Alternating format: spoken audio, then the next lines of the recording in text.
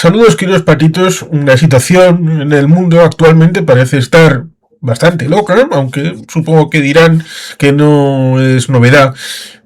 Para tratar de resolverlo, tal vez en la vertiente antropológica, aunque también en el campo militar, es oportuno tener aquí al doctor Chulilla. Bienvenido. ¿Qué tal, hombre? ¿Cómo estamos? Gracias. Seguramente mejor que lo haga yo. Preséntate, que serás mejor conocedor de ti mismo. Mejor todavía me conoce mi esposa, pero bueno, me toca presentarme a mí. Bueno, pues soy antropólogo de formación. He ejercido durante muchos años un oficio que hoy en día está moribundo, por razones que hoy no vienen al caso, pero bueno, es así. La vieja antropología, que era algo maravilloso, consumió una cantidad de tiempo que no es competitiva en el entorno académico del publish or perish, aunque yo desde hace muchos años me he dedicado a una vertiente más aplicada y mi perfil profesional se fue orientando hacia la seguridad energética primero y con una actividad en paralelo, sobre todo divulgativa, en el campo de la defensa. Allá por el año 22 surge una oportunidad que me lanzo a ella, bueno, más bien la genero y junto a unos socios nos lanzamos a degüello. Han sido unos años difíciles porque, en fin, montar una empresa de red teaming, o sea, de simulación de actividad hostil empleando drones en España, bueno, pues sonaba muy loco. Hoy en día ya no suena loco. Y entonces a lo que ahora me estoy dedicando, por una parte, como de hace, a ver, déjame hacer los cálculos, 28 años soy profesor universitario como el Guadiana. O sea, sabes que el Guadiana aparece y desaparece, pues yo entro y salgo de la universidad. La universidad es mi mundo desde mi infancia, por mi hogar, y hay cosas que amo mucho de la universidad, pero de la universidad de este siglo hay cosas que yo, como quiera, que soy un talibán del culto a la excelencia, pues no, ser talibán te hace ser intransigente. Entonces, como digo, entro y salgo. Pero bueno, aparte de mi tarea docente, a lo que me dedico es desarrollar soluciones de apoyo a sistemas contra dron, fundamentalmente. Sí, los drones son, parece algo interesante, novedoso, a pesar de que cuando fueron más o menos conocidos fueron en el ámbito de Libia, la Bayraktar, y luego con el tema de Ucrania, pues parece que empezó a ser del género publicación cotidiana, de que te aparezca en el país o en el ABC, en algún artículo, con lo cual esto parece que ya se ha socializado por lo menos el término. Otra cosa es el hecho del instrumento y luego cómo incardinarlo en una utilidad que pueda tener para sacarle el máximo del beneficio, supongo. Mira, vamos a ver. Un dron es un instrumento, es un instrumento que se puede emplear de manera hostil o no. Fuera de Europa, el dron en tareas agrícolas está siendo revolucionario para la agricultura de precisión y también para todo lo que es los trabajos fitosanitarios, con herbicidas, pesticidas, etcétera. Para temas de inspección de construcciones o de edificios o de líneas de alta tensión, nosotros tenemos un contacto bastante directo con eso último en relación a la seguridad. Para catástrofes, para incendios, los usos son inacabables. En Europa hemos tenido, como siempre, decimos en mi sector, la regulación las escribe el enemigo. Entonces hemos tenido una regulación tan restrictiva que ha dificultado el desarrollo de algunas líneas de negocio comparado con lo que ocurre en Hispanoamérica, que bueno, pues básicamente pues son más relajados, afortunadamente para ellos en ese aspecto.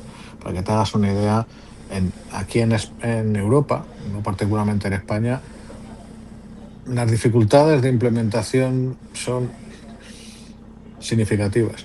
En China, drones de cerca de los 20 kilos, los que los fabrican y aún los que lo usan, los levantan en el patio delante de su edificio, sin más.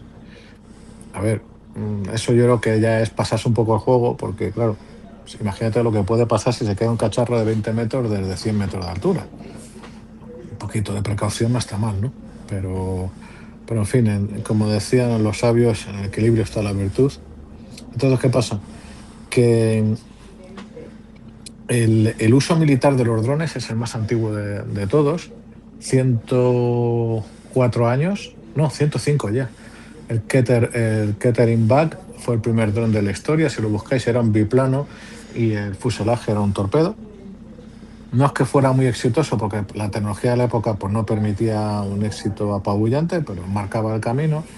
Y cómo se desarrollaron luego em, los, las fuerzas aéreas o los ejércitos del aire, como según en cada país, pues se orientaron hacia el uso, o mejor dicho, hacia la plataforma tripulada, hasta el punto de que el dron, pues durante muchos años, pues era un blanco aéreo, algo para misiones completamente secundarias, hasta que los acontecimientos lo han llevado hacia otro lado, porque claro, lo que hablábamos fuera de cámara. Un avión, como mínimo, tiene que tener el tamaño para meter a un señor dentro, o varios. Un dron no. Un dron te cabe la palma de una mano. El avión puede estar volando sus pilotos horas. A partir de entonces, si es un avión de combate actual, el piloto va a llevar pañales, porque pues, vas a aguantar lo que vas a aguantar. Y, y si es un poco más grande, pues habrá un baño, habrá cocina, habrá lo que fuera. Volar una semana, como pueden volar algunas plataformas muy extremas, pues eso es mucho más cómodo cuando los operadores están dentro de un tráiler con aire acondicionado en el suelo, ¿no? Y entonces, eso lo que ha producido, conforme se han ido sucediendo los conflictos, es que cuando ha habido oportunidades como la guerra del Líbano en el 82, por ejemplo, o la guerra global contra el terror en este siglo, pues distintas fuerzas aéreas o distintas fuerzas armadas lo han ido aprovechando para sacar un partido que antes era inimaginable. Pero todo eso no tiene nada que ver con lo que tenemos ahora, que por la pura fuerza de los hechos, em, los ucranianos han llevado el empleo de los drones y de los datos generados con drones a una dimensión radicalmente nueva. Han dado la vuelta o la siguen dando, no ha terminado ni mucho menos a lo que es la conducción de las operaciones, las tácticas, técnicas y procedimientos. Y, por ejemplo, te citaba antes el ejemplo de Kupiansk. Si buscáis Kupiansk, que empiece acá por K, en Google Maps, veréis que es un sitio sin particular relevancia en el este de Ucrania. Bueno, pues ahí han generado la primera kill zone a un nivel tal que sin apenas presencia en el terreno están provocando semejante cantidad de bajas a los rusos que le están haciendo abandonar el terreno poco a poco y han recuperado la ciudad casi en su totalidad con una relación de bajas humanas de 27-1 aproximadamente. El dron, como digo, es desde aparatos pequeños hasta aparatos como un avión de pasajeros, desde aparatos de algunos cientos de euros hasta aparatos de cientos de millones de euros y todo lo que hay entre medias. Y el aparato humilde, simple, baratísimo, es el que ahora mismo está teniendo más impacto en las operaciones militares y más lo va a tener porque eh, está generando, por una parte, lo que llamamos transparencia en el campo de batalla. O sea, hay tantísimos drones que es imposible el movimiento vehicular sin ser detectado a muchos kilómetros, incluso el movimiento de pequeñas unidades, excepto en los momentos de pausa provocada por lluvia intensa o niebla muy intensa, también es detectable. La noche no es un problema cuando tienes térmicas a menos de 400 euros, and so on. Entonces, donde estamos ahora mismo es en un momento de disrupción en la historia que yo la compararía con la introducción del arma de fuego. Tú dirás, joder, pues menuda comparación, ¿no? Qué monstruosidad. Y tiene sentido porque hay que tener en cuenta que hasta en la introducción de los drones cinéticos, de los drones letales de pequeño tamaño, el operador individual tenía que ver a su blanco de una manera o de otra.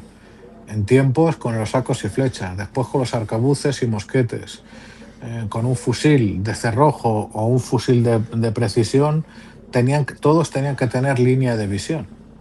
un dronero puede operar a perfectamente más de 25 kilómetros de su blanco, metido en un sótano, en un edificio abandonado, donde fuera, solo sacando antenas a una cierta distancia y con los medios adecuados atacar a un blanco, ya sea un vehículo o una concentración de adversarios o hasta un adversario individual.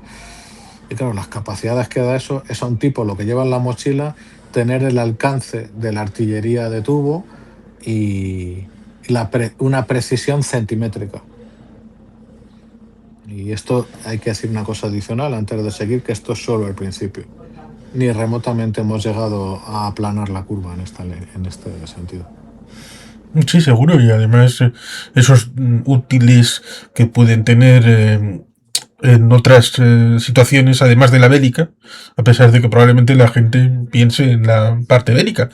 Estoy pensando, por ejemplo, en la capacidad cultural que tiene dentro de sí España, con unos tesoros, casualmente muchos, en la zona de la llamada España vaciada, en la que ha habido una disponibilidad para el mal a la hora de adquirir ilegalmente estos bienes, incluso transportarlos a otro lugar, en donde pudiera haber una especie de patrulla drónica que vigilará toda esta zona.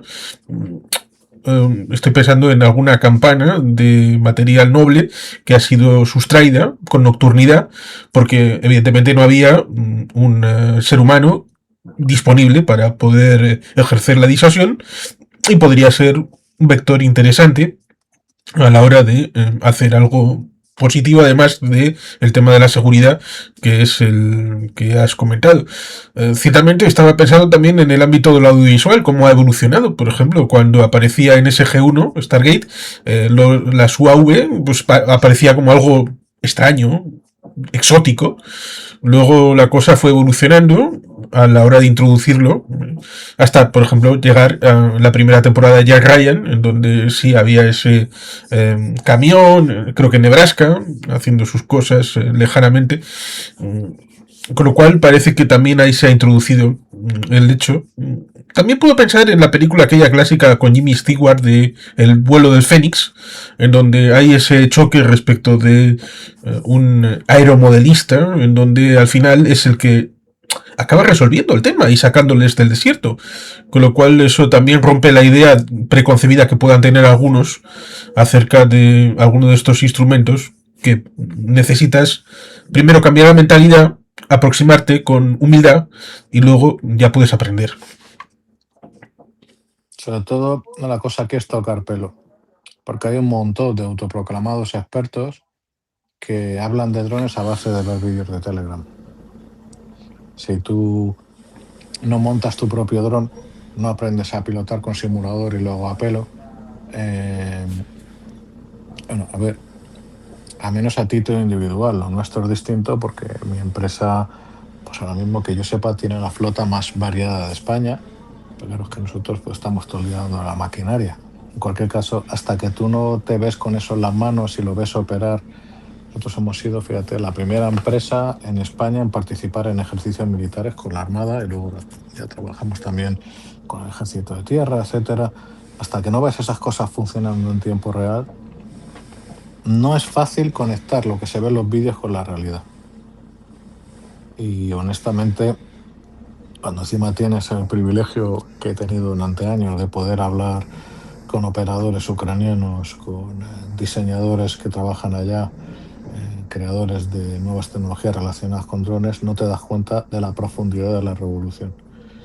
De hecho, hay un problemón con los drones que, al contrario que la inmensa mayoría de las tecnologías previas, esto parte de tecnología purísimamente civil. No hay un solo elemento militar en los drones que están destruyendo blindados por miles en Ucrania. Y claro, el problema que tiene eso es que la proliferación está limitada por el conocimiento. Hay que decir que la curva de aprendizaje no es una broma, que hay que trabajar fuerte para sacar buen partido de esos cacharros, pero si tienes buen apoyo para aprender, en vez de tirarte mucho tiempo como nos tiramos en su momento, en menos de yo te diría, en 2 meses se puede pasar de cero a un dronero de combate avanzado, por ejemplo, y sin llegar a eso, cuando hablamos de drones comerciales, lo que se llaman estabilizados de la empresa famosísima DJI, se aprende literalmente a manejar en 5 minutos. O sea, la tecnología que hay detrás de ese tipo de drones es un escándalo, vamos. Y además parece que hay ejemplos navales, aéreos, terrestres. Mm. Parece que el límite es tu propia imaginación e inventiva. Y contar con software y hardware open source, contar con comunidades, los recursos para desarrollar son muchísimo más baratos que en la tecnología militar clásica, pero encima ahora tienes los LLM. Entonces, con los LLM de última generación, probablemente tus oyentes que todos han oído hablar, si no todos ya, de Cloud Code, eso directamente pinchas a un dron y se puede, haciendo las cosas bien, evidentemente no es Bautista, ponte a funcionar, pero puede, entre comillas, hablar con un dron, hablar con su flight controller, con su computadora dedicada, hacer diagnóstico de problemas, desarrollar mejoras a una velocidad bestial. El cielo literalmente, o la tierra, o el mar es el límite, porque efectivamente los ucranianos ahí sí que han sido los grandes innovadores, por los FPVs venían de hacía ya 13 años, aunque ellos han sido los primeros en usarlos en masa en combate, pero ellos han sido los que han creado de Ozykoz los pequeños buques no tripulados de combate. Eh, los Magura y otro tipo de cacharros de un coste muy por debajo del $250.000, que eso en naval es una locura, y que con unos cacharritos muy baratos han dejado fuera de combate o hasta han hundido a buques de guerra capitales. Entonces, ¿de qué estamos hablando? ¿No?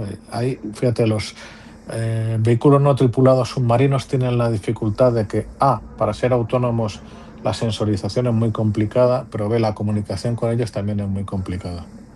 Y luego los de tierra han tenido hasta ahora la dificultad de, si se quieren usar en todo terreno, cómo navegar los obstáculos, agujeros, meños, un montón de cosas. Pero los ucranianos, una vez más, han reinventado el juego porque han cogido, en vez de cacharros de medio millón, cacharros de $15.000 o menos. ¿Y que no pueden ir todo terreno? Ok, José Luis, tiro por el camino, a mí qué más me da. ¿Que me lo rompes? Tengo 10 más.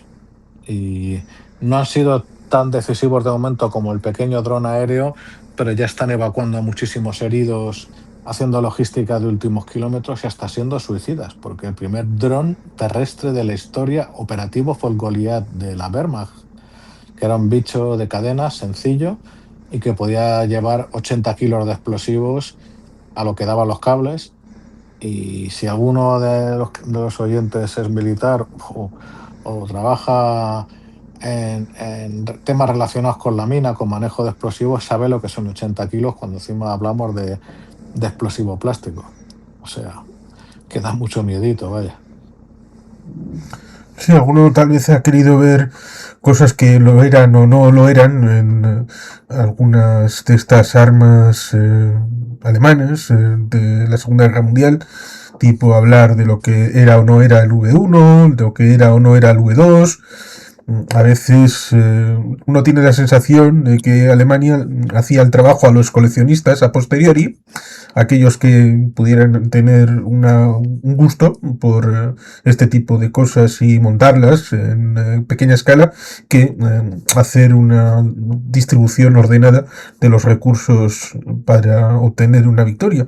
Pero bueno, esto sería una presunción por parte de muchos a la hora de decir lo que podía o no podía hacer un ejército hace 70 años. Total.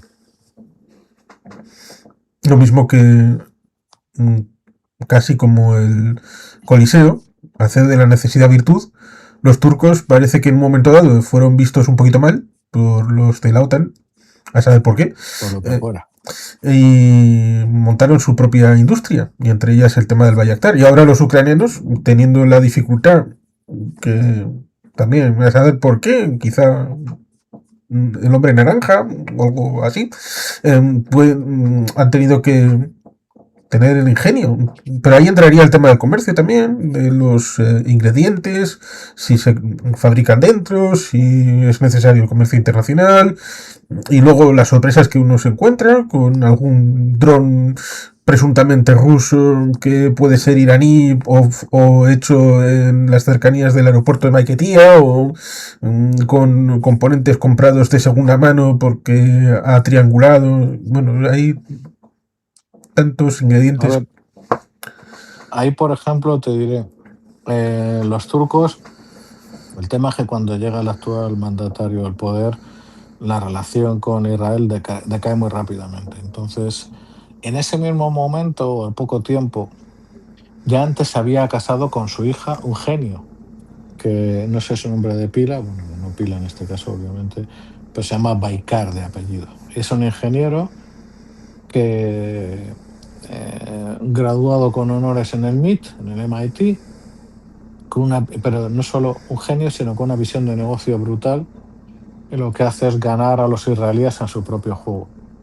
O sea, su compañía Baikar es la gran vendedora de drones Male de categoría 3 alta, 3 baja, categoría 2 alta, o sea, pocos cientos de kilos de peso, algo menos de 48 horas de vuelo, lo que tú quieras. Pero es un cacharro que para distintos escenarios ha tenido un éxito muy grande.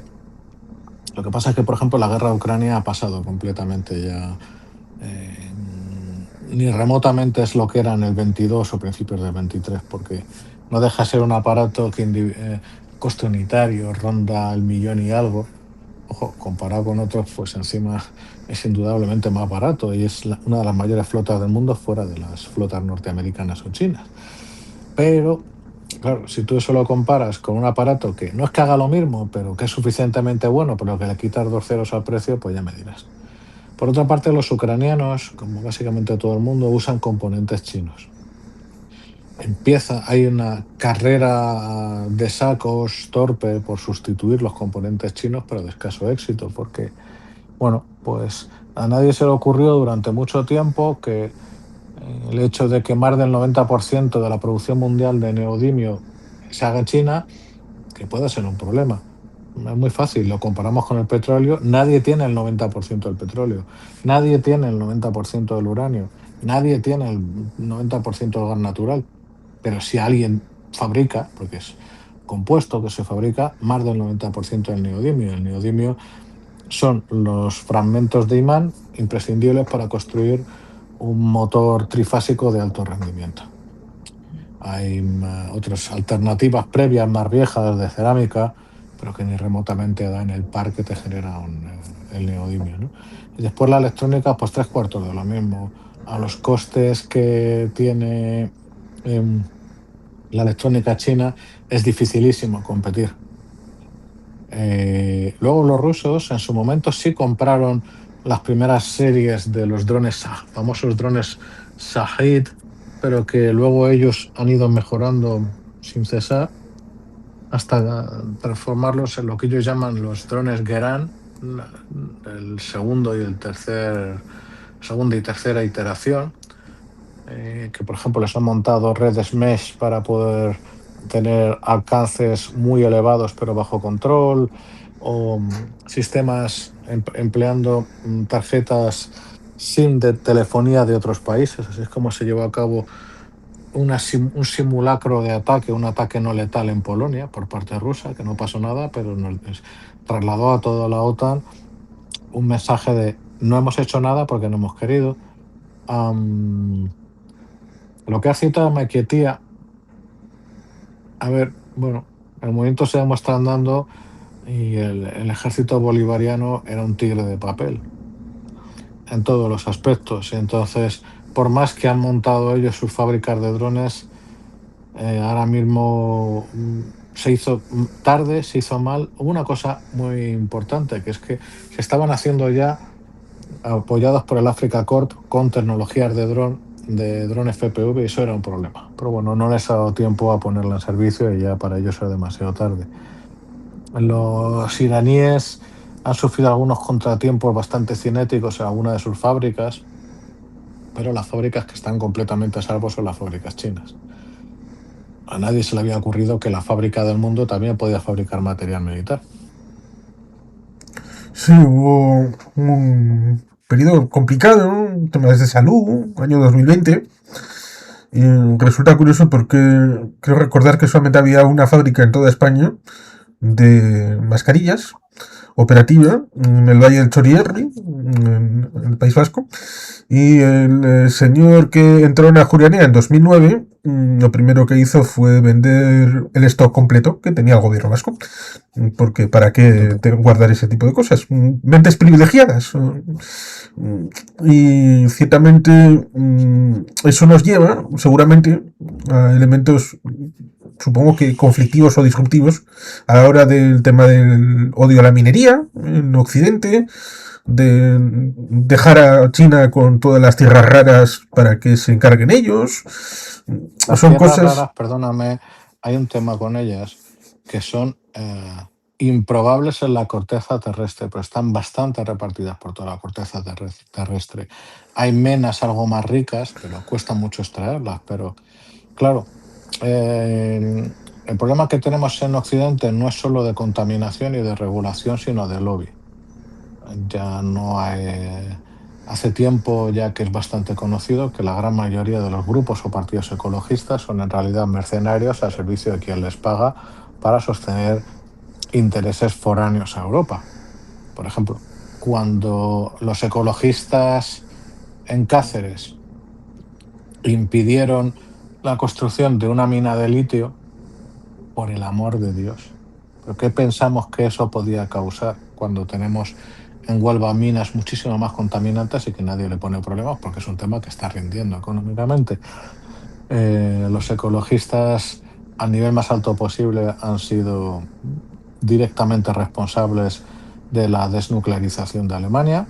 Bueno, luego resulta que Gerhard Schröder ha tenido un puesto altísimo en Gazprom, compañía de gas rusa.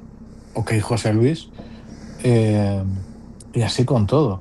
Quiero decir, eh, si lo piensas, invertir unos cuantos cientos de millones de dólares a la búsqueda de un beneficio de cientos de miles de millones de dólares es un negocio magnífico, ¿no? A ver, ahora hay un problema ya superando el sarcasmo, que es que en Europa nos hemos dado cuenta tarde, pero no demasiado tarde, de la necesidad de la autonomía. Más allá de las butades y de los espectáculos psicalípticos que el actual presidente de Estados Unidos ha protagonizado con Groenlandia, es la guerra a Ucrania la que nos ha dejado claro que Europa tiene que tener el máximo de autonomía en materiales estratégicos y en capacidad industrial. Em, la buena noticia es que poco a poco se está poniendo remedio a eso. No a la velocidad que demandan los tiempos, pero algo se está haciendo. Yo llevo sosteniendo, con la humildad que me da estar al frente de una pequeñísima empresa y tener una pequeña voz pública, una posibilidad todavía no ejecutada en Europa, pero que creo que marcaría un antes y un después. Y la posibilidad, fíjate, es em, transformar una parte modesta de lo que nos queda de capacidad de fabricación automotriz en vehículos no tripulados terrestres. Tú piensas que hubo un momento en España que se fabricaban un número delirante de Vespinos. Eres muy jovencito, con lo cual el Vespino te pilla lejos, pero bueno, los sucesores, los pequeños ciclomotores. Si tú fabricas un aparato relativamente complicado, me refiero en sentido ya desde el motor al montaje, por muy pocos miles de euros, pues puedes hacerlo con un aparato más sencillo, sobre todo si se te quitan las estupideces sobre lo santo y bendecido que es el puñetero motor eléctrico y vuelves para ciertos usos al motor de explosión. ¿Qué quiero decir? El motor eléctrico es la cosa más sencilla que hay. Es un motor, o sea, un rotor y un estator. Y en el estator tú tienes, perdona, en el rotor tú tienes unos fragmentos simétricos de imán, neodimio, y en el estator, pues tú tienes un bobinado de cobre. Más sencillo que el mecanismo en chupete. Tres cablecicos que pasos trifásicos. Luego la electrónica va aparte. Vale. un motor de explosión es muchísimo más complicado. La civilización ha tardado 150 años casi en perfeccionar las tecnologías necesarias, pero están perfeccionadas, son maduras, son archiconocidas y tenemos la capacidad de fabricar motores de explosión del par, la potencia y el peso que queramos. ¿Eso qué quiere decir? Que para la industria europea construir sistemas no tripulados terrestres con motorización y básicamente ingeniería de las pequeñas mulas agrícolas, los pequeños vehículos agrícolas, está al alcance de nuestra industria nacional o de otros países europeos.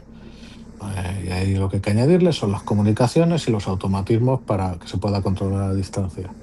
La ventaja bestial que tiene para la defensa, pero también para catástrofes, para emergencias, para gestión forestal y otros muchos campos, es que un vehículo así, su logística es archiconocida, tenemos toda la base industrial y vaya, cuando hay que recargar ese vehículo, se le enchufa la manguera a una gasolinera, 3 minutos y a funcionar, o menos. Ahora ponte a cargar un vehículo equivalente eléctrico y no son 3 minutos. Claro, que este vehículo contamina, sí, sí, claro. Pero a lo mejor empezamos a darnos cuenta, como ha dicho el propio canciller alemán actual, que la descarbonización acelerada ha sido una insensatez que ha provocado un daño enorme. Entonces, a lo mejor estamos llegando al momento en el que dar algunos pasos atrás en búsqueda de la sensatez, pues es algo importante. Sí, una sensatez que parece que ha desaparecido en algunos momentos porque, bueno, si uno mira a alguien, bueno, cardio saludable, estupendo, maravilloso, pero le cae un meteorito encima, pues hombre, esa cardio, ese esfuerzo físico, pues no le habrá servido de mucho al más allá. Con lo cual, evidentemente, no significa que no haya que dejar el tema del cuidado de una persona, pero no sabes lo que le va a pasar en el jardín en el que estamos, rodeado tal vez de ciertos animales salvajes, en donde las minas, por ejemplo, en la República del Congo, no tienen la jurisdicción europea para la cuestión medioambiental ni los derechos laborales, y la gente parece que sigue comprando el mineral sacado del Congo o de otros países similares, pues evidentemente, cierto es que cuando uno mira estas regulaciones o las disposiciones internacionales, a veces uno puede pensar, ¿esto es aséptico o no es aséptico? Cuando uno mira, por ejemplo, y es desvío mínimo, las misiones estas cubanas, que espero que por poco tiempo, porque haya libertad por allí y tengan la posibilidad de hacer sus cosas libremente, la OIT, la venerable Organización Internacional del Trabajo, decía que eran esclavos. Con lo cual eso en principio debería de tener cierta verosimilitud. Otros que no deberían de tenerla mucho, entre el siglo XIX y el XX, en una comisión en el Parlamento británico decía que el carbón iba a ser eliminado quedaba muy poco, decían, y por tanto había que hacer la transición. Creo que se equivocaron un poquito. Tanto como lo del peak oil en los años 70, pues que iba a terminar el petróleo, eso. Lo cual también resulta curioso porque otra vez con el carbón en el año 79, 80, 81 con Margaret Thatcher, le vino estupendo que el IPCC dijera carbón, cambio climático, esto hay que superarlo. Le venía bien para su ataque que tenía con el tema de los laboristas y las trade unions y los sindicatos y todo esto. A veces este tipo de cosas tiene un elemento detrás, porque lo que comentaste de Schröder y Angela Merkel y también España con la moratoria nuclear, si no hay ese elemento, es difícil que alguien pueda pensar en un proyecto islero, por ejemplo. No hay nucleares, pues usted tiene que, a pesar de que Nacho Montes de Oca a veces comenta que nos fijamos en cosas grandes así y luego los conflictos que están por debajo del radar generan más muertes que que una bomba nuclear o este tipo de cosas. Con lo cual parece que el brilli brilli para algunos tiene mucho para atraer, y hay muchos otros elementos que están diseminados por debajo que son más importantes porque generan por sedimentación, lo cual en parte tiene que ver con esos recursos, con esa disposición, con primero cambiar la mente para luego cambiar las condiciones objetivas que puedan darnos una potencialidad. Completamente de acuerdo.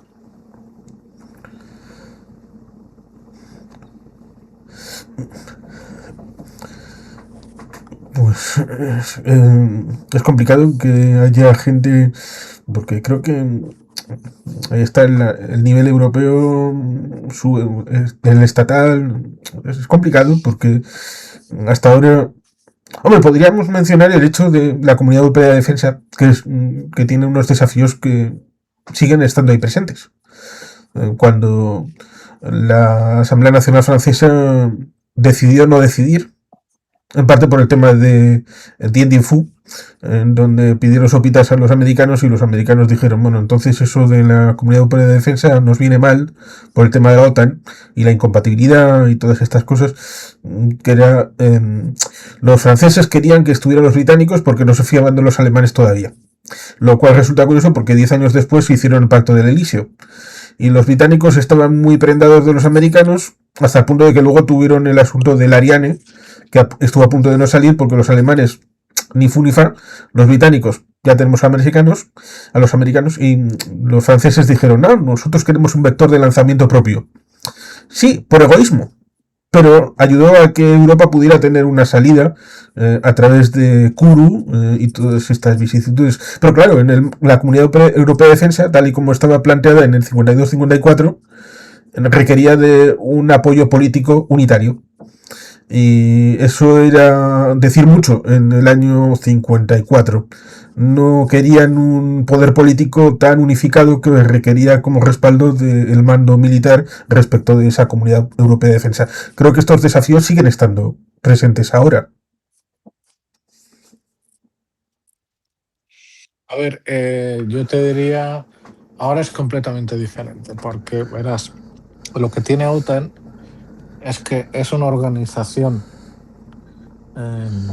que fuera del ámbito de defensa no se entiende muy bien. Cuando, bueno, partiendo de la base de que hay una poderosa máquina de propaganda rusa en contra, tendemos a minusvalorar una y otra vez lo que es el éxito de la guerra cognitiva rusa, sobre todo después de su fracaso inicial, ¿no? Entonces, em, cuando se habla de que fuerzas de la OTAN van a... ¿Fuerzas de qué? La OTAN es una organización pequeña con una cantidad limitada de personal, sobre todo los headquarters y algunas de las organizaciones tipo STO o NSIA o cosas por el estilo dentro de OTAN. Por ejemplo, la NATO Communication and Information Agency, por ejemplo, o la Science and Technology Organization de OTAN, o la NSPA para procurement, o lo que fuera. Por ejemplo, que te hagas una idea, el único material de aviación que tiene OTAN, bueno, el más importante sin duda, es una flota no muy grande de aviones de alerta temprana, los famosos AWACS, que ya bueno, están en camino de retirada. Y ahora están adquiriendo sistemas no tripulados para vigilancia marítima. Eso es lo que hay. La OTAN no tiene carros de combate, no tiene aviación de combate, no tiene submarinos. Cuando hay una iniciativa gorda es porque la ha pagado algún Estado y no siempre Estados Unidos. Pero ¿qué ha pasado? En todo este tiempo, lo que ha logrado la OTAN es levantar un cuerpo de entrenamiento y de normalización y gestión de toda la vida y por haber que es inimaginable en cualquier otra parte del mundo. Los famosos STANAG, los procedimientos estandarizados de todo tipo, sirven para desde gestionar la documentación hasta gestionar el blindaje de vehículos, hasta gestionar el blindaje personal, cómo es un cargador estandarizado, cuál es la munición estándar de OTAN. Por ejemplo, en drones tenemos dos STANAG o publicados o a punto de publicarse, el 4869 y el 4817. Y claro, eso es casi digámoslo así, el procedimiento no solo estándar, sino inercial. Hay algo nuevo, OTAN se encarga, OTAN genera un Stanag. Y eso que los rusos se ríen porque jiji, jaja, qué burocráticos. Y luego ves cómo ellos trasladan al frente eh, a capazos básicamente cualquier cosa, mientras que los ejércitos occidentales tenemos estandarizados los palés. Entonces, sustituir a la OTAN, como se habla con mucha alegría, es una tontería decirlo así de alegre, porque lo que implica, tú fíjate, por ejemplo, el Brexit, pues supuso que todavía el Reino Unido está refirmando cientos y cientos de acuerdos que se dan por hechos por la pertenencia a la Unión Europea. Le ha supuesto un hándicap muy importante del que todavía no se han repuesto ni de lejos. No hay sustituto igualmente a la OTAN, cuando encima, además, fíjate, es bastante más eficaz, bastante para ser reducida, por dejar mucho o sea, no es un cuerpo hipertrófico como los cuerpos europeos. Y el resultado de eso es que, por más que haya ciertos elementos en paralelo, eh, bueno, en su momento, si me hubieras preguntado hace 8 meses, te hablaría de proyectos europeos en paralelo, proyectos OTAN, pero ahora mismo no puedo hablar de ellos todavía. Pero mm, sustituir uno a uno esas capacidades de entrenamiento común, de estandarización, etcétera, ni aun copiándolos es tan fácil de implementar. Por ejemplo, OTAN tiene una serie bastante amplia de centros de excelencia para muchísimos temas, para explosivos improvisados, para cyber, para miles de cosas, ¿no? Miles, no, pero muchas decenas sí. Y ahí se acaban reuniendo, pagados por los países expertos que trabajan, puntualmente trabajamos, apoyando en distintas áreas con el expertise, ¿no? Todo eso no es nada fácil de sustituir. Hay un tema adicional, que es algo poco conocido. Por ejemplo, todo el mundo cita el artículo 5 del tratado, ¿no? La pregunta sería, oiga, ¿y usted me puede citar cuál es el artículo que cubre la expulsión de un miembro de la OTAN? Pues yo tampoco, porque no existe. Todo país que se ha metido en OTAN, la única forma de que salga es que se quiera salir. Y finalmente de OTAN hay que decir otra cosa. En contra de lo que dice la propaganda rusa, que aplica el principio goebbeliano de dirígete siempre al más estúpido de tu audiencia, la OTAN no se ha expandido. Es radicalmente falso. Hay leyendas interesadísimas movidas en internet por los rusos, una vez más, que te hablan de que había un pacto no verbal, no escrito, entre Clinton y Yeltsin y el perrito piloto. Bueno, pues el pacto no escrito, pues es tremendo invent. Lo que no es tremendo invent es que todos los países del este que acabaron entrando en OTAN, básicamente el mensaje era, por favor, por favor, por favor, dejen entrar aquí. ¿Por qué? Porque conocían perfectamente al ruso, históricamente y en fecha reciente, y querían protegerse de futuras amenazas. Pues el tiempo les ha dado la razón que no veas. Tanto es así, ¿cómo será la cosa que cuando se justifica de manera delirante la invasión de Ucrania por parte de las fuerzas rusas, se tiende a decir, es que era una provocación? Perdón, es que después de bien iniciado el conflicto, año y medio, finlandeses y suecos han roto o muchas décadas o 2 siglos de neutralidad respectivamente y han logrado entrar en la OTAN de emergencia. Eso es una expansión. O sea, tenemos un problema que la OTAN, fíjate, lo que tampoco tiene es autonomía comunicativa. Estas cosas las podemos explicar, pues, profesionales particulares, pero no tienen una agencia que tenga no la capacidad, sino la autonomía para decirlas como las estoy diciendo yo ahora mismo. Y bueno, pues así nos va, que no se entiende lo que es la OTAN, que cuando escuchas a políticos como Irene Montero hablando una y otra vez de salirnos de la OTAN, lo que no se entiende es que nuestro presupuesto de defensa es menos del 3% porque estamos en la OTAN. Si tuviéramos que cubrir todas nuestras necesidades operacionales y estratégicas sin poder contar con ningún aliado, pues tendría que ser un presupuesto del 8, 9, 10% para llegar al nivel que tenemos ahora mismo. Entonces, en fin, mmm, como tantas cosas, es un tremendo problema de comunicación. Sí, efectivamente es un elemento de comunicación importante a la hora de explicar y hacer explicar que la OTAN en buena medida es la suma de los ejércitos y del material que tienen, más allá de esos AWACS y de algún otro elemento que has comentado. Mm, No quería dar la impresión de una sustitución toda vez que tenemos el artículo 5 pero también tenemos el 4 y el 6 porque hay gente que algunos de estos documentos los cogen tangencialmente o cogen el artículo que les gusta y olvidan todos los demás. Por ejemplo, cuando hablamos de la Carta de Naciones Unidas, les gusta algún artículo concreto y olvidan que en teoría debería haber un mando unificado de la ONU, del Consejo de Seguridad, Estado permanente, y eso no llegó a hacerse. Por eso cada operación que debe hacerse en los famosos cascos azules, primero debe de negociarse la misión, el mando y quiénes van a participar, precisamente porque una de las disposiciones de la Carta de Naciones Unidas de San Francisco no entró en vigor jamás.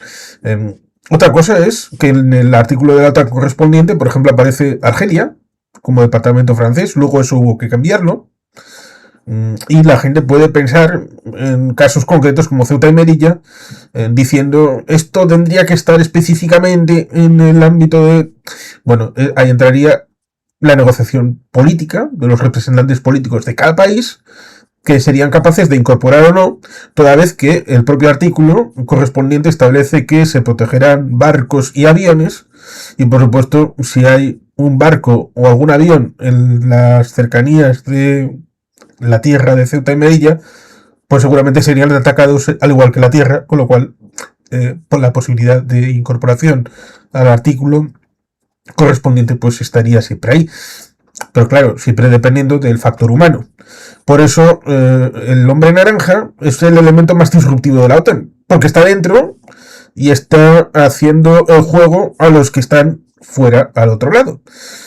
Con lo cual, en pensamientos a veces ilógicos, carentes de base, he llegado a pensar que el que acabaría saliendo como ha salido de la Organización Mundial de la Salud o de algún otro organismo serían los propios Estados Unidos a instancia de este presidente o del que pudiera ser el sucesor, el actual vicepresidente J.D. Vance, que parece que le va mucho el mambo, en cuyo caso, a través de SAFE, a través de otras iniciativas, la OTAN podría pasar a convertirse en pilar militar de la Unión Europea.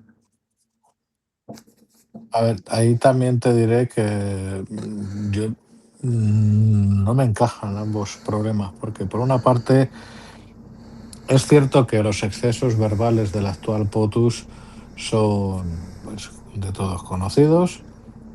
Bueno, pues lo que hay, pero de momento ni remotamente la sangre ha llegado al río. Yo era de la minoría que sostenía que lo de Groenlandia era una butad y el tiempo de momento me está dando la razón a mí y a la minoría que no nos hemos tomado en serio ese asunto. Distintos Naciones Unidas.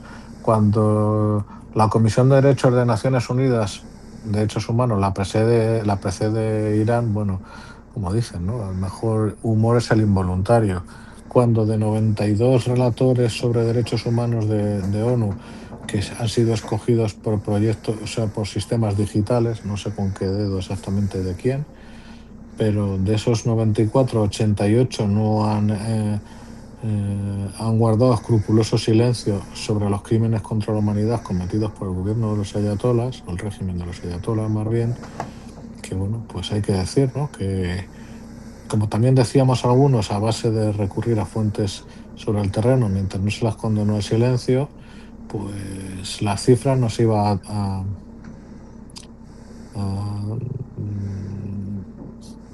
nos iba a espantar. Ya se está hablando de más de 40.000 víctimas y no paran, pues las ejecuciones extrajudiciales siguen sucediendo.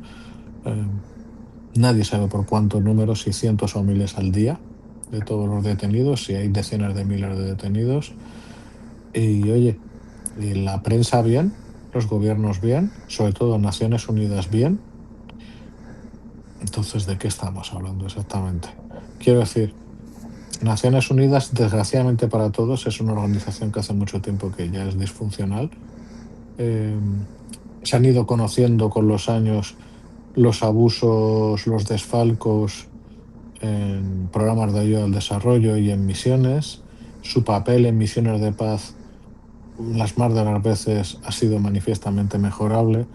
El problema de Naciones Unidas es que su ausencia a priori todavía sería peor, pero no hay forma de ahora mismo reformarla. No hay, hace mucho que ya es conocida por lo que llamaríamos los rogue states, la forma de puentear aquello que no les conviene. Y en esa línea no sé qué decir. O sea, es que es muy fácil. Comparando peras con manzanas, OTAN es una organización funcional y apreciada por sus miembros.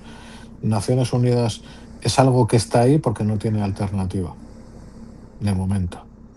Pero ya básicamente, yo diría que en todo este siglo ya no ha sido funcional en las cosas que más importan. Me refería en buena medida al hecho de que hay causas que pueden ser estructurales en Estados Unidos más allá de pensar, como se pensó en un momento después del primer mandato de Donald Trump, que podía ser algo circunstancial de esta persona que está en la Casa Blanca, pero llegó Joe Biden y algunas de las dinámicas se mantuvieron a la hora de primero exigir algo que ya Obama había exigido, de mayor nivel de gasto y compromiso en seguridad y defensa, lo cual puede estar bien, pero la toma de decisiones, razón por la cual ya en los 60 fue problemático por el control de las armas nucleares y razón última, dicen, de la salida de Francia de la estructura militar integrada, en buena medida está respecto del peso específico en la toma de decisiones que pudiera haber en la propia OTAN con sin una disglosia o diferenciación estructural respecto de un pilar europeo fuera de OTAN, no sería incompatible la creación de un pilar europeo de defensa a través de SAFE, atraer en buena medida a Canadá y otros países que puedan ser interesantes a la hora de articular esa situación y que esto tenga repercusiones en una situación de fortalecimiento del pilar europeo de defensa dentro de OTAN. Honestamente, a corto plazo es extremadamente difícil. Distinto es, más allá de la estructura militar de OTAN, que Europa desarrolle capacidad de industria, que recupere autonomía estratégica de industria y luego ya lo que venga detrás ya se verá. Pero antes de pensar en organizaciones, en instituciones o en reformar o sobre todo sustituir a la OTAN, hay que pensar, oiga, en esta nueva fase de cañones versus mantequilla, ¿qué vamos a construir? ¿Quién lo construye? ¿Quién pone el dinero? ¿A quién se le exige?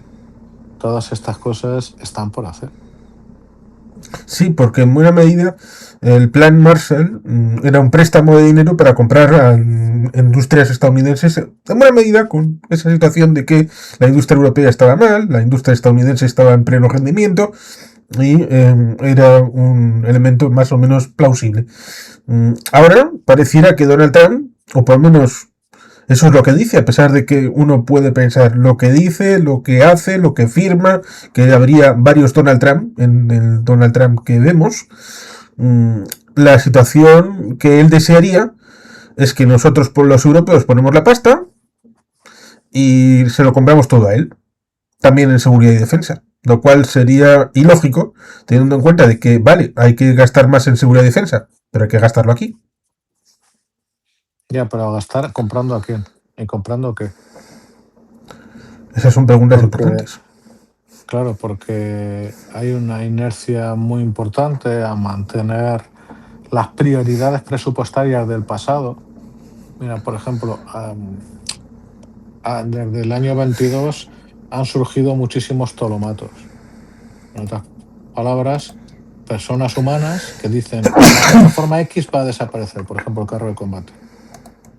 Yo creo que estamos lejísimos de poder ser tan taxativos en esa afirmación, pero no deja de ser verdad que las cifras de bajas de los carros de combate han sido absolutamente catastróficas.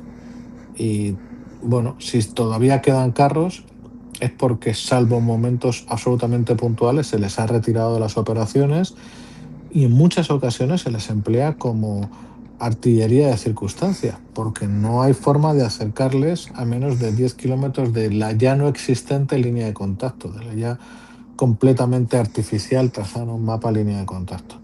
¿Qué quiero decir con todo esto? Bueno, no hay un sustituto para el carro, para ese elemento fundamental, ese martillo que a golpes trata de romper una línea defensiva y permitir el avance de la fuerza, o al contrario, a frenar en seco a una fuerza atacante. Ahora mismo, un carro de combate, bueno, pues los carros Leo nuevos de trinca, pues van a costar muchísimos millones. La cifra exacta está por ver, pero no va a bajar de 10 millones el ejemplar. Un dron que Sí. pueda perforar en alguno de sus elementos de blindaje significativos cuesta menos de 1.000 euros. ¿Que hay que tirarle 40 drones a un carro de combate? Como si hay que tirarle 4.000, que no va a ser el caso.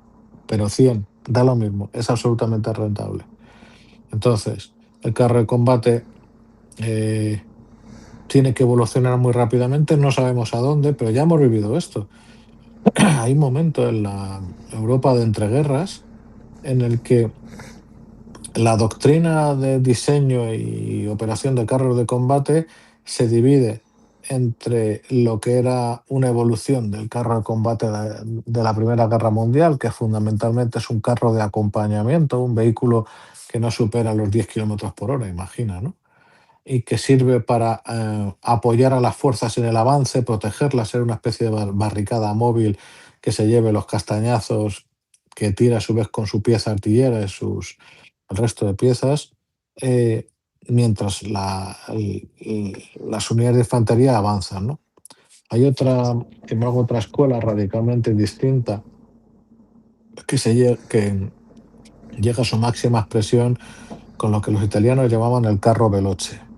Es un vehículo, los que podáis pasaros por, bueno, por donde está la Brigada Guadarrama, el Museo de Medios Acorazados del Cuartel del Goloso, que es una delicia verlo.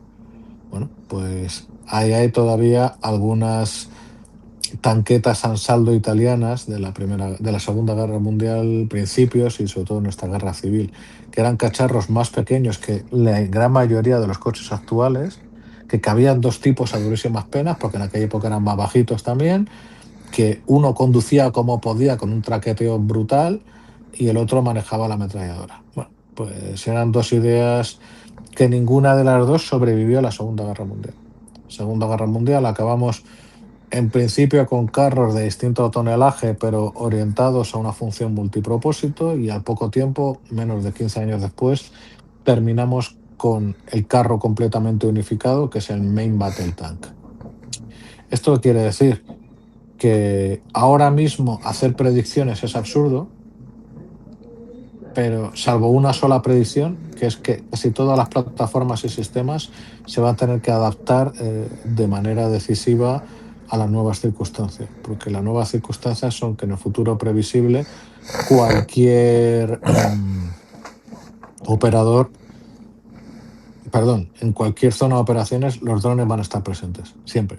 Entonces, bueno, pues eso exige una adaptación profunda y por lo tanto ahora mismo, sin embargo, lo que se está planteando, tú fíjate, todavía se habla del próximo carro de combate que va a llevar un cañón de 120 o uno de 140.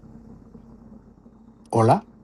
O sea, que se hagan simplemente esta pregunta demuestra el estado de negación de algunos, porque no tiene entre cero en ningún sentido. O sea, el carro de combate tiene que evolucionar, no sabemos cómo, pero hacia un vehículo que esté razonablemente protegido o bien protegido contra nuevas amenazas, que tampoco sabemos cómo hacerlo todavía, porque evidentemente no vamos a coger un carro como los rusos y convertirlo en una tortuga petado de cosas para que avance a 5 por hora, queme los motores y no pueda y haya perdido hasta todos los sistemas de sensorización porque están cubiertos de movidas. Bueno, pues todavía no sabemos qué se va a hacer, pero mientras lo sabemos, tú piensas, si pasan 2, 3, 4 años, nos metemos en programas bestiales, como han hecho los polacos, por cierto, que han comprado una cantidad ingente de material coreano. Bueno, ¿y ahora qué vais a hacer con ello, tío? No es nada evidente. Sí, eso en parte ya fue una disquisición producto de la práctica en la Operación Tormenta del Desierto, en la que la Santa Bárbara de los Abrams, al estar separada, pues parece que tenía mejor cobertura respecto de los tanques iraquíes de origen soviético, mm, a la hora de, como si fuera a descorchar el champán. Eh, pero ciertamente ahí estaría la doctrina respecto de lo que el propio De Gaulle dijo de sí mismo a la hora de decir que no le habían dejado la posibilidad de hacer esa transición al arma acorazada de otra manera distinta a la que hubo respecto del 39, 40. Eh, resulta ciertamente interesante eso de matar el producto porque bueno, antes termino con eso. El asunto del 22, ciertamente parece que los polacos están preparándose para tener un ejército como el que Ucrania debió haber tenido en el 22. O por lo menos esa es una impresión Ojo, que da alguno. claro, y eso es un problema, porque tú imagínate que los polacos van a acabar con una flota de carros extremadamente moderna de cientos y cientos de carros. ¿O qué, José Luis? Y si el ruso aparece con centenares de miles de drones, ¿qué vais a hacer con esos cientos de carros actuales? ¿Qué se va a hacer? Si parte de las piezas tiene un alcance de menos de la pieza de artillería de menos de 20 kilómetros y por lo tanto está a alcance sobrado de drones, ¿qué vas a hacer? Sí, es una Eh, problemática el prepararse para una guerra que empezó en el pasado, sino prepararte para la del futuro, que claro, es terreno desconocido. En lo que también matan algunos es el tema del portaaviones, que dicen, eso ya está pasadísimo de moda. Lo cual resulta ciertamente curioso porque el Juan Carlos I o su padre, hermano gemelo turco, precisamente dicen, ¿para qué el ala embarcada? ¿Para qué el sustituto del Harrier? ¿Para qué estas cosas cuando podemos poner sobre cubierta unos drones y ya está todo resuelto? Hay gente así. es complicado. Quiero decir, y aquí voy a ser un poco caritativo. El aficionado se centra en el brilli-brilli, como has dicho antes. Eh, el aficionado piensa, por ejemplo, ha habido un debate en X sobre catovar o no catovar, o sea, un portaaviones español que sea despegue por catapulta y sea el aterrizaje, el apontaje se haga mediante cable.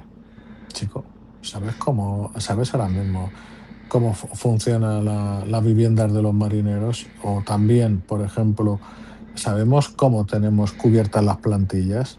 ¿Sabemos las carencias que tenemos? Porque esos debates sobre el cacharrito que brilla mucho y que es muy chulo y que el diseño inglés o el diseño francés o el nuevo diseño chino, bli, bli, bla, bla, sin tener en cuenta que no se ha respondido todavía a la pregunta de, oye, ¿y esto cómo vas? ¿La tripulación de dónde lo sacas? Sí, que Entonces, es un elemento eh, importante pensar que más allá de las herramientas, para que siga habiendo una infantería de marina, la primera del mundo, funcional, tiene que haber infantes, lógicamente. Para que haya una evidentemente. flota de submarinos S-80 Plus, pues evidentemente tiene que haber una continuidad de la flota con el conocimiento que no se pierda de entre medias. Ojo, ¿cómo se llama esto? Bien, el submarino, primero, mm, nadie sensato lo pone en duda, porque el submarino sigue siendo un arma eh, con un potencial decisivo que resulta extremadamente difícil pararlo, con todos los fallos que pudiera haber tenido en origen el programa, y bueno, no es el momento de tratarlo. Bien, tenemos una capacidad Quien lo quiera, el estratégica. director de la revista Ejércitos tiene un libro que lo puede leer. Exactamente. Un gran amigo, Cristian Villanueva, y su libro marca un antes y un después. No se anda con chiquitas tampoco a la hora de tratarlo, ¿no? El asunto. Y bueno, en fin, ¿qué pasa? Todas las críticas válidas, pues son críticas y válidas. Fantástico. Eh, la cuestión fundamental es que pese a todo, somos una de las poquísimas naciones del mundo capaces de diseñar y fabricar submarinos de ataque. La autonomía no es completa, dependemos para algunos subsistemas de algún proveedor extranjero. Ok, vale, pero ¿quién más hace eso? Porque de nuestro entorno básicamente casi nadie. Y eso es una magnífica lección sobre la necesidad de ganar autonomía, fíjate lo que te digo, hasta nacional, no solo europea. O sea, hay algo bastante importante en relación al futuro de nuestras Fuerzas Armadas y de la industria, que es terminar por aceptar el momento histórico en el que estamos, que es un momento, bueno, la verdad, bastante complejo en el sentido de que hay que asumir que la paz perpetua se ha acabado y que por lo tanto em,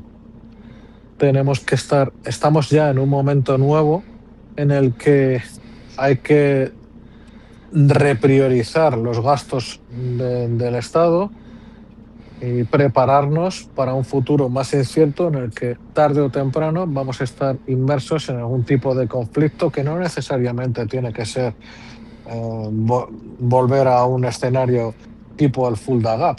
No, ni remotamente es algo que haya que dar por asumido, pero entre eso y la paz hay una cantidad hay un abanico de posibilidades tan grande como preocupante, la verdad. Entonces, aquí lo que habría que señalar es que, bueno, la sociedad, aquí hay un problema. El problema de partida es que a nuestra sociedad se le ha hurtado el debate sobre la guerra de Ucrania. Y no a nuestra sociedad española, y no me refiero a nuestro gobierno. En general es un problema de toda Europa central y occidental.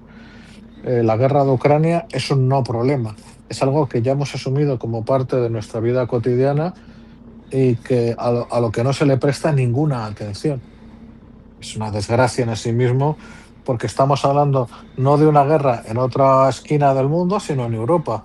Y una guerra que afecta a un país europeo.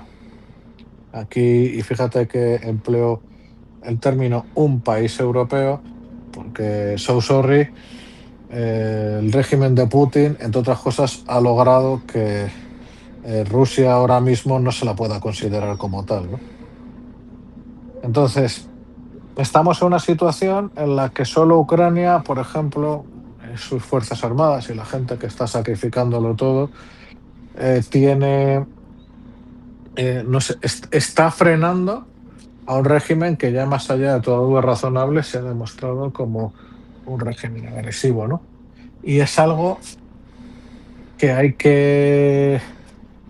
bueno, la decisión que se tomó en toda Europa es que no hubiera debate público, que hubiera solo de vez en cuando declaraciones altisonantes, pero nada más, y hurtarnos dentro de ese debate de la situación radicalmente diferente de Europa, en la cual tiene que prepararse para la guerra. Cuando tú escuchas al secretario general de la OTAN, o como en mi caso, al, al jefe militar de las fuerzas en Europa, hablar claramente de la situación actual, que es de guerra, no es una guerra con bombardeos en ciudades europeas centrales o de Occidente. No, pero sí que hay una situación de una campaña constante em, de sabotajes, ataques personales. Por ejemplo, tú fíjate, seguro que oíste hablar de cuando durante casi una semana más de 50.000 personas en Berlín se quedaron sin electricidad. Sí. Un extraño grupo anarquista de acero subnormal, como hacen siempre con pintadas o como mucho cócteles Molotov, de repente sabía dónde tenía que golpear una subestación para provocar ese daño. Anda, qué casualidad. En fin, es lo que es.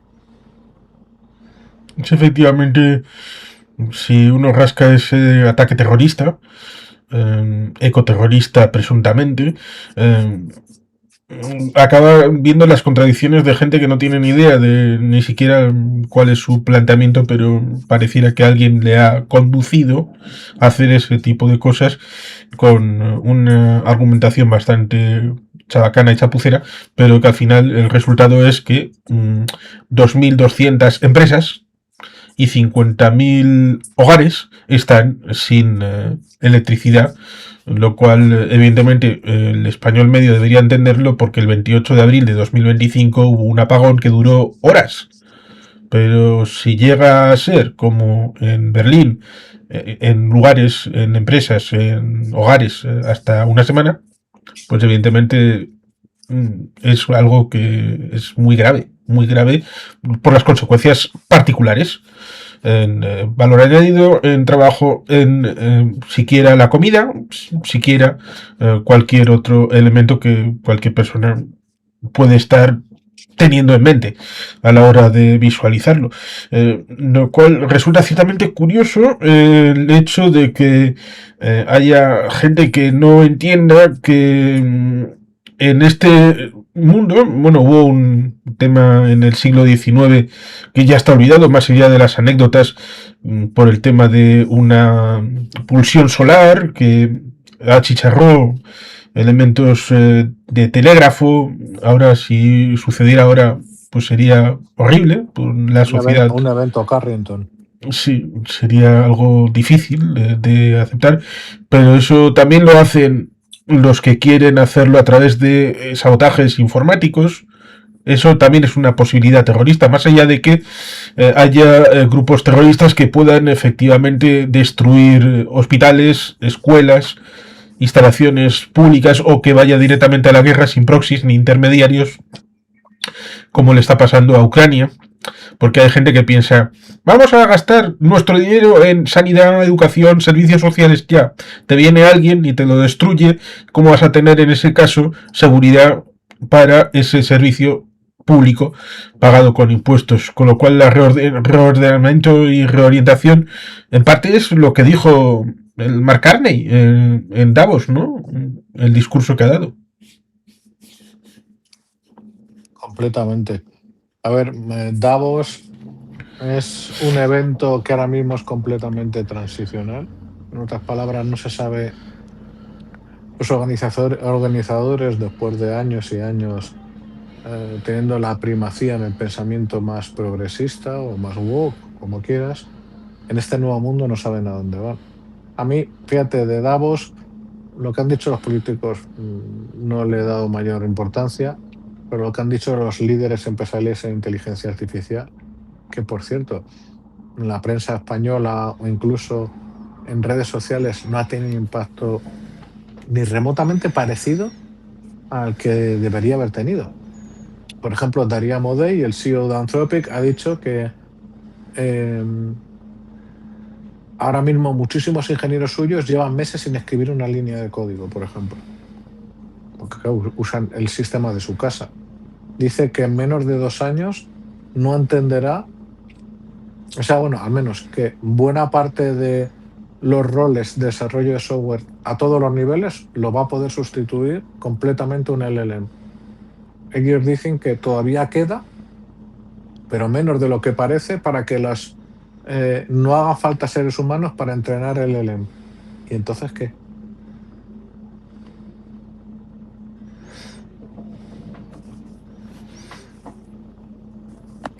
Eso es terreno desconocido. Completamente. Mira, una vertical de mi empresa nos dedicamos a eso. A título personal me quita el sueño para bien, porque es algo completamente revolucionario, pero económica y socialmente no estamos preparados. Y sobre todo cuando avance la integración de la inteligencia artificial en el entrenamiento de robots, ahí sí que es terreno desconocido. No para el C3PO que en la ciencia ficción nos persiste en poner por delante como el futuro, pero para robots que puedan... no sé, porque Skynet es una figura de ficción que se centra en un único unidad de pensamiento, un único ordenador central, todo el día encendido y con agencia. Y no estamos en eso. Sin embargo, si tú tienes a sistemas individuales que pueden navegar en entornos humanos, no necesariamente que se parezcan al ser humano, pero que puedan tener actuadores que cojan cosas, que puedan sustituir cada vez más tareas manuales. Entonces, ¿qué? Mira, el ejemplo del desarrollo de software es muy claro. Ahora mismo, siendo realistas, por 300 euros, 400 quizás al mes, se empieza a obtener resultados comparables de los de un desarrollador que multiplique por 5 ese coste. Y eso es ahora. Yo en otoño no tengo capacidad para saber qué es lo que va a pasar. De aquí a este otoño.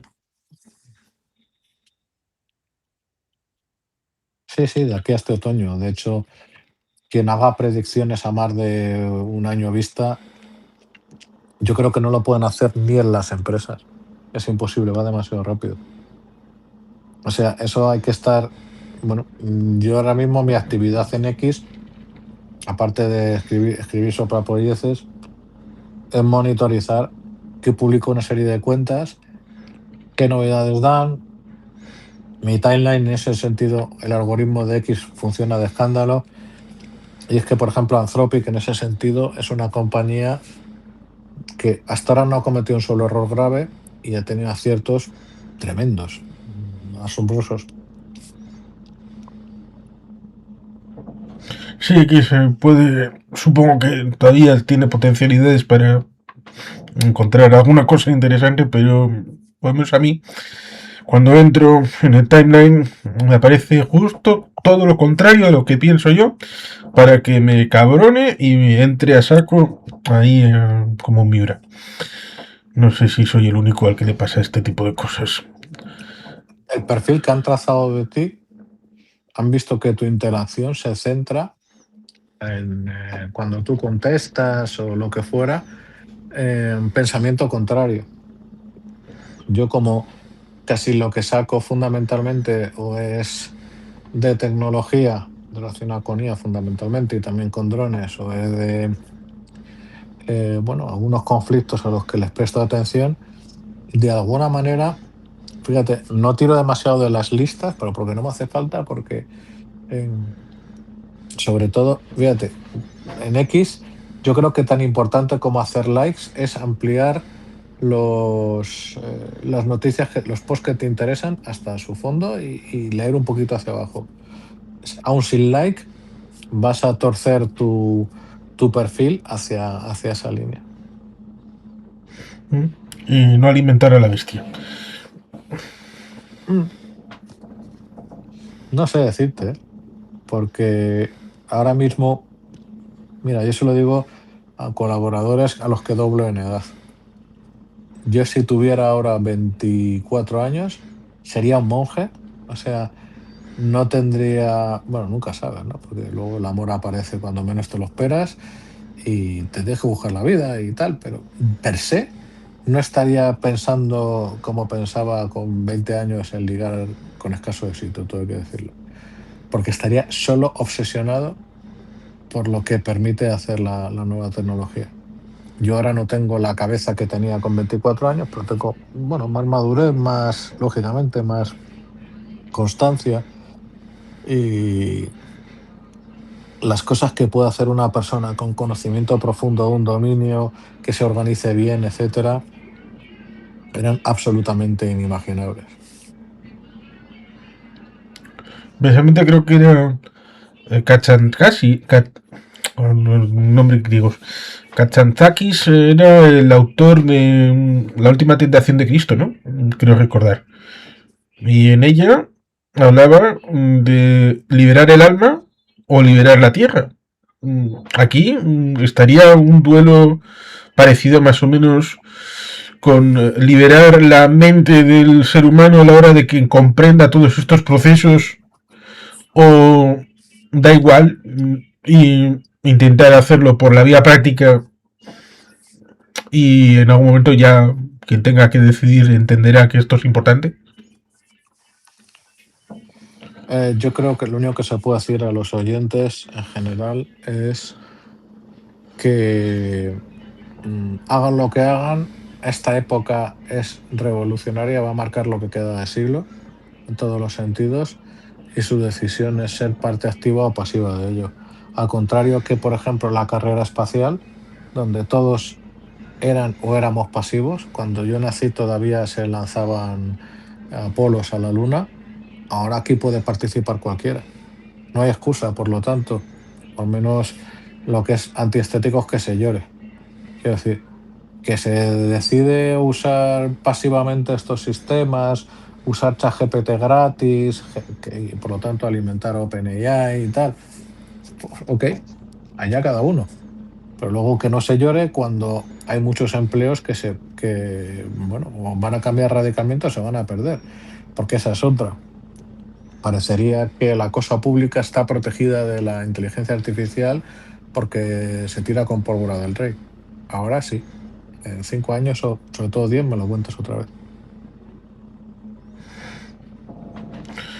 Eso entra ciertamente en colisión con algunas cosas que pudieron tener cierto elemento con los cuerpos especiales en la creación de la función pública en España después de los años 20 y 30 del siglo XIX, cosa que la dinámica seguramente requiera actualización de los servidores públicos, como esa idea que bueno, hay diferentes formas de aproximarse a la historia, una más del eterno-retorno en el ámbito asiático, más catastrofista en el ámbito eslavo, la idea de la diente de sierra pero siempre ascendiendo en el ámbito occidental.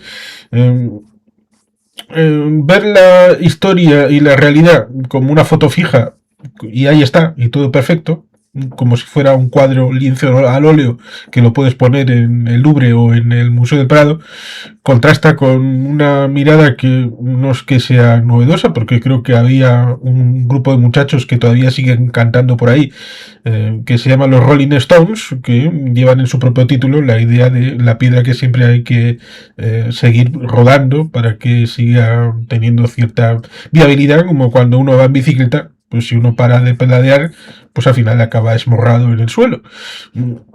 Supongo que esto tan básico, esto sí lo entenderá la gente a la hora de ver en qué punto estamos. Mira, es que yo no puedo evitarlo verlo de una manera más práctica. Es como decía el anuncio ese, ¿cueces o enriqueces? Pues aquí eres pasivo o activo con la IA, ya está. O sea, si por ejemplo te centras, es la diferencia entre centrarte, o sea, mirarla con, no sé cómo decirte, con...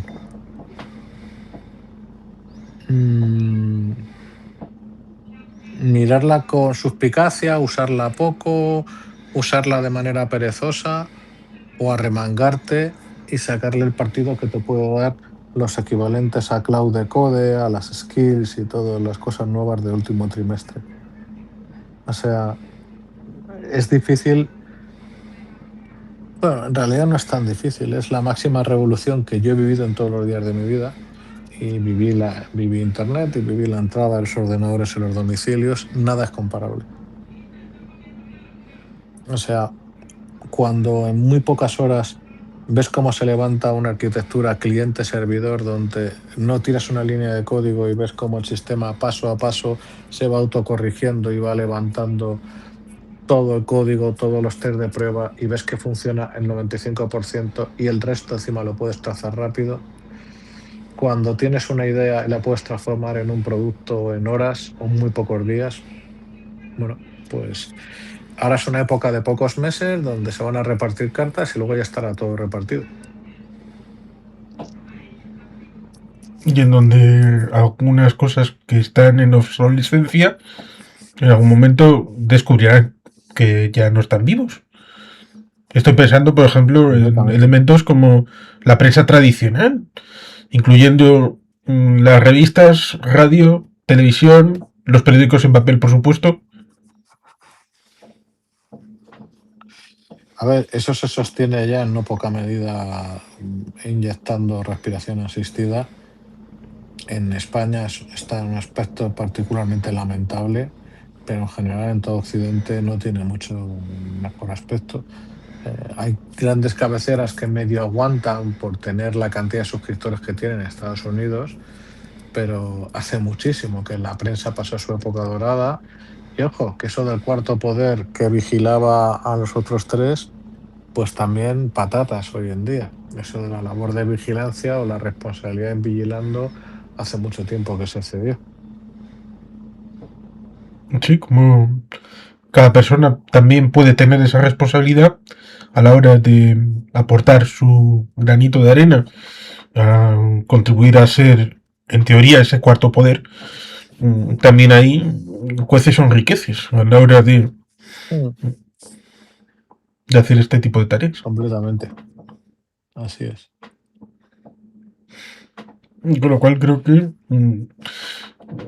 no sé si podríamos dar algún tipo de conclusión o de cierre a la hora de haber transitado por todos estos campos, en donde ciertamente la geopolítica es un elemento importante a la hora de los conflictos, donde algunos parecieran que están un poquito en el oblast de LATAM pensando de que ellos están ajenos a cualquier conflicto, pero luego te viene un 3 de enero, te secuestran a un narcoterrorista y te lo llevan en dirección a Nueva York, o puede haber conflictos fronterizos, porque alguien se puede pensar que la guerra del Chaco o del Pacífico pues es algo del siglo XIX, pero bueno, en cualquier momento puede haber conflictos, sobre todo porque creo que olvidan el mecanismo más sencillo para el tema del conflicto.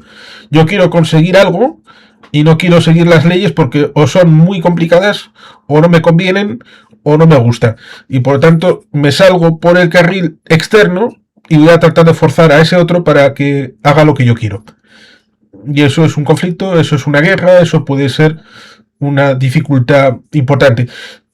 Por lo que evidentemente los conflictos que parece que estamos en 60 en el año pasado, pues creo que no hay ningún continente del mundo que diga que está libre de conflictividades, ni de guerras, ni de situaciones en donde estos instrumentos que pueden ser utilizados para la paz, que pueden ser utilizados para el crecimiento, vayan a poder ser utilizados también para seguridad, defensa y en algunos casos intentarán hacerlo para el tema ofensivo.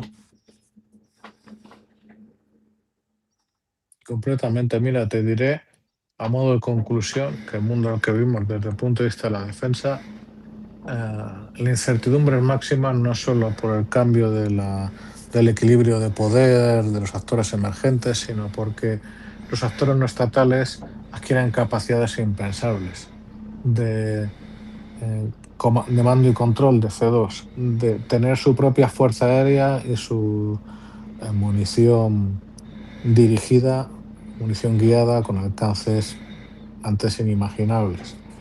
Cuando tú tienes que los narcos,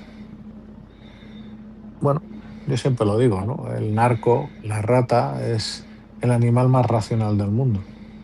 O sea, mientras su negocio siga como ellos quieren, no hay mucho más. Si su negocio se pone en peligro, pues ellos reaccionan hasta donde necesitan y 3 veces más, ¿no? Claro, cuando el narco dispone de fuerza aérea, pues la cosa pinta regular. Cuando el terrorismo, que la hemos expulsado de Europa, bueno, desde hace 10 años, quizás un poco más, tiene a su disposición elementos. Mira, yo entré en el tema de los drones y con esto acabo. Cuando en el falso atentado contra Maduro en el 18, digo falso porque cuando tú inhibes a un dron no le pasa lo que se ve en las imágenes. Para mí me vino un pensamiento obsesivo que sigo con él hasta el día de hoy. ¿Qué habría hecho ETA con drones? En vez de con coche bomba, bombas lapa, tiros en la nuca y tal. Entonces, bueno, la barrera de entrada es lo que nos protege, pero ni remotamente es infinita y es salvable. Y ese es el mundo en el que estamos. No nos podemos preparar los ciudadanos particulares más allá de asumir que la paz perpetua se acabó Bueno, al menos saber dónde estás, porque negarte a verlo es todavía peor, claro. Y finalmente, eh, respecto al otro tema que ha ido saliendo de manera natural y orgánica, solo recomendaría a los oyentes que paguen 20 euros al mes. Es una recomendación muy sencilla. Que tengan una cuenta de pago. Mi opción inicial posiblemente sería Anthropic, pero eso va cambiando cada pocos meses según quién le mete más caña a qué sistemas, qué salto da cada una de las empresas competitivas. Pero ahora mismo renunciar a mantenerte en contacto con esta realidad, primero es algo que no puedo empatizar, no lo entiendo. Segundo, eso va a tener sus consecuencias. Entonces, que cada uno, como siempre, los adultos tienen que cobrar según su recto criterio, pero esta es una época que no va a volver y que es transformacional. Y finalmente, encima, es tan sencillo aprender, es tan fácil aprender, que no hacerlo es una decisión y difícilmente justificable. A fin de cuentas, ya lo dijo Ortega y Gasset con aquello de no sabemos lo que nos pasa y eso es lo que nos pasa. Para tratar de Bueno, solucionarlo, pues intentamos hacer este tipo de cosas, conversatorios, y agradezco ciertamente que hayas podido estar por aquí. lo mismo te digo, hombre. Gracias por la oportunidad de dirigirme a tu público.